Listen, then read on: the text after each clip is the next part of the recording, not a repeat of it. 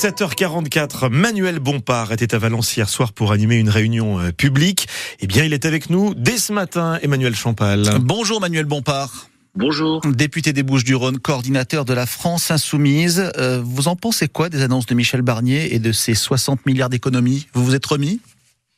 Non, pas vraiment, pour vous dire la vérité, puisque je pense que le budget qui se prépare est un budget qui va conduire à beaucoup de souffrance des Françaises et des Français. 60 milliards d'euros d'économies, c'est l'équivalent, pour donner un exemple, du plan d'austérité, c'est 2% du PIB, c'est l'équivalent du plan d'austérité qui avait été imposé à la Grèce en 2010 et qui s'était traduit par beaucoup de souffrance pour le peuple grec et par une contraction de l'activité économique d'à peu près 25% dans les années suivantes. Et donc je pense que Michel Barnier, par cette décision, prend le risque d'affaiblir l'économie du pays pendant de nombreuses années. Et puis 60 milliards d'euros d'économies, c'est aussi l'équivalent des cadeaux fiscaux qu'a fait Emmanuel Macron depuis qu'il est arrivé au pouvoir. Emmanuel Macron a distribué 60 milliards d'euros d'économies, de cadeaux pour les plus riches, les grandes entreprises. Et puis aujourd'hui, il vient voir les Français, il leur dit c'est à vous de payer la facture. C'est intolérable. Manuel Bompard, quand vous parlez de souffrance, c'est pas un brin exagéré quand même ?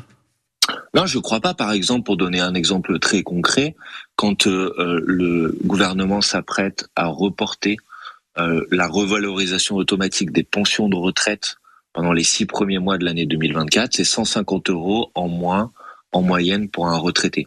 Quand vous savez qu'en France, il y a par exemple 2 millions de retraités qui vivent sous le seuil de pauvreté, c'est 2 millions de personnes qui sont déjà pauvres aujourd'hui et à qui on va prendre encore 150 €. Et ça se traduit par beaucoup de souffrance. Les économies sur le budget de la Sécu aussi, des consultations moins bien remboursées, ça aussi, ça vous inquiète ? Bien évidemment.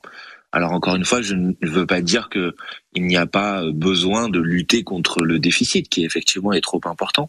Mais les solutions qui sont mises sur la table par Michel Barnier sont des solutions qui vont s'attaquer en particulier aux catégories populaires, aux classes moyennes, alors qu'il y a d'autres solutions possibles. Elles sont où ces solutions, Manuel Bompard ? Elles sont où ? C'est quoi votre solution ? Nous, le Nouveau Front Populaire, nous avons présenté 10 mesures pour augmenter les recettes de l'État, et elles passent en particulier par le fait, par exemple, de rétablir l'impôt de solidarité sur la fortune, pour prendre cet exemple-là, parce qu'il y a effectivement une partie de la population qui a tout à fait les moyens de contribuer davantage. Les impôts vont être remontés pour les ménages les plus aisés. Ça a été annoncé. C'est une annonce de Michel Barnier pour un dispositif exceptionnel qui va durer 1 an. Et ce que j'observe, c'est que quand on met à contribution davantage les grandes entreprises ou les plus grandes fortunes, c'est de manière exceptionnelle pour 1 an. Quand il s'agit de faire payer les Françaises et les Français, ça va pas être exceptionnel et ça va durer des années et des années. Les solutions, vous les avez, dites-vous. Est-ce que par rapport à ce que vous nous dites ce matin, je comprends assez simplement que vous ne voterez pas ce budget ?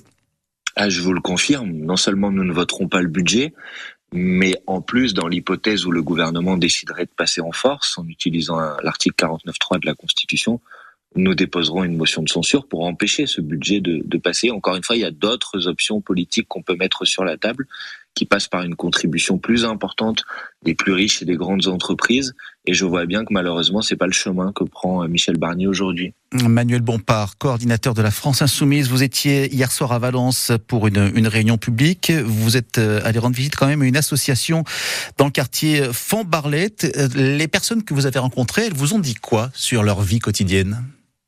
Bien évidemment, elles m'ont pointé les difficultés sociales, les difficultés aussi en matière de sécurité, de tranquillité publique dans ce quartier. Mais surtout, j'ai pu rencontrer aussi des associations qui se sont engagées dans la dernière élection législative et qui ont notamment fait un grand travail de mobilisation des électrices et des électeurs. On sait qu'on parle de quartiers populaires dans lesquels généralement les taux d'abstention sont très importants. Et il y a eu toute une campagne de renouveau civique dans ces quartiers. Et c'est pourquoi je voulais les rencontrer, pour saluer cette mobilisation. Parce que je pense que le fait de contribuer à faire voter, d'impliquer dans le vote, c'est vraiment une très bonne chose pour notre démocratie. Et ce sont des efforts qui doivent être salués, encouragés et poursuivis. La sécurité, c'est une priorité dans ces quartiers. Vous en avez forcément entendu parler hier dans ce quartier de Font-Barlette à Valence. Est-ce que vous avez le sentiment que tout est fait pour ramener le calme justement dans ces quartiers qui sont parfois difficiles ? Non, je le crois pas. Malheureusement, je crois que les solutions qui sont mises sur la table sont souvent des solutions inefficaces, très spectaculaires, avec beaucoup de communication. On a inventé ce que le gouvernement a appelé les opérations Place Net XXL, par exemple, pour lutter contre les réseaux de trafic de drogue. Or, souvent, c'est des opérations qui durent une journée. Le ministre vient avec les caméras et la brigade de CRS. Le point de deal n'est pas là ce jour-là, mais dès que le ministre s'en va, le point de deal revient. Et moi, je crois qu'il faut agir de manière très différente, c'est-à-dire pas s'attaquer au bas du panier, mais essayer au contraire de remonter les filières de trafic de drogue, de trafic d'armes. Et pour ça, l'État devrait investir davantage dans notamment le développement de la police judiciaire.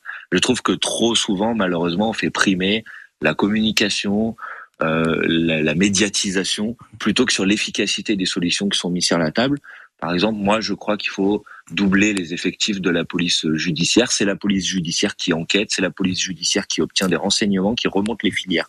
Et ça devrait être la priorité. Manuel Bompard, député des Bouches-du-Rhône, coordinateur de la France Insoumise, ce matin sur France Bleu Drôme Ardèche. Merci à vous, passez une bonne journée. Merci à vous et bonne journée.